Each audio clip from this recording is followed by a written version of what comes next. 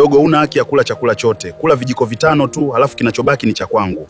Kaka, leo nina njaa sana, nitakupa kesho. Dogo, umeanza kuleta dharau sana au umeanza kulizoea gereza. Miezi 6 isikufanye uanze uhisi umepazoea humu. Nitakuua. Nisamehe kaka. Nitakupatia chakula chako. Leo uchukui chakula kwa huyu dogo na kuanzia leo usimsumbue kabisa, na nikikuona nitakufanyia kitu kibaya sana. Wewe unaongea hivyo kama nani au unijui vizuri mimi ni nani? Ukitaka kujua ninaongea kama nani, jaribu kumnyoshea hata kidole huyu dogo, alafu utaelewa mimi ni nani. Mimi ndiye mbabe wa hili gereza lote na kila mtu anajua. Alafu wewe ni mchumba tu. Funga mdomo. Kwani ulifanya kosa gani huko uraiani lililopelekea mpaka ukaletwa huku? Mimi nililetwa huku kwa kosa la kumpatia mwanafunzi mimba. Japo ukweli ni kwamba walinisingizia. Umewahi kusikia watu wakisema kwamba sio kila aliyepo jela na makosa? Hiyo ndio maana yake sasa. Nilishangaa sana kuhusishwa na tukio kama hili wakati hata mapenzi tu sijawahi kufanya. Mwanadamu ni kiumbe cha ajabu sana. Mimi niliambiwa nimeua na hata niliyemuua simjui. Hadi jina nilipewa lingine. Sema Mungu atasaidia, tutatoka na maisha mengine yataendelea. Kwa kweli mimi sitamani kabisa kuondoka huku, ni bora niishi huku miaka yangu yote, sitamani kurudi uraiani. Kwa nini? Au unayapenda maisha haya ya mateso ndugu yangu?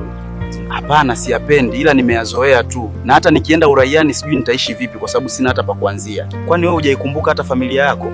Sifikirii kabisa kuhusu ndugu wala familia kwa sababu hata wao tayari wameshanikatia tamaa na hawajali kuhusu mimi. Kwani ukuwa na mke wala watoto?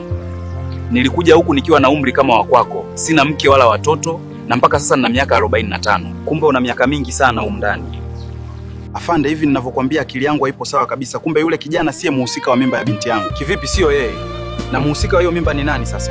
Mke wangu amekuja kugundua kumbe aliyempatia mimba binti yangu ni mwalimu wake. Mwalimu wake kivipi wakati mwanao alisema mwenyewe kwamba ni yule kijana? Alimkuta na simu, alafu kuna meseji wamechati kuhusu hiyo mimba, na aliyemnunulia hiyo simu ni huyo mwalimu wake. Sasa kama ni kweli mwalimu ndiye mwenye hiyo mimba, kwa nini mwanao asimtaje? Huyo mwalimu alimdanganya kwamba asipomtaja atamsaidia kuilea mimba, alafu ataendelea na masomo. Huyo binti yako ana matatizo sana, alipaswa aseme ukweli na sio kusingizia watu wasio na hatia. Mbona mambo yanataka kuwa magumu? Sasa huyu mtoto nitakaye mzaa akiniuliza baba yake yuko wapi, nitamwambia nini? Sikupaswa kuruhusu mama aione ile simu kabisa. Nimefanya uzembe mkubwa sana. Na sijui nitafanyaje mwalimu John asiende jela.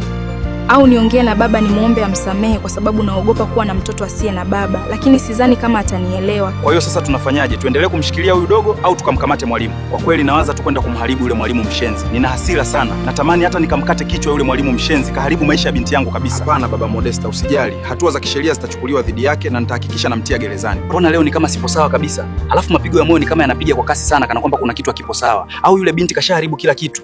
Nahisi wasiwasi sana. Hili jambo litanigharimu. Ni bora nifanye mchakato wa kuondoka huku mapema kabisa kabla ile mimba haijagundulika ni yangu. Ikigundulika nitaenda jela.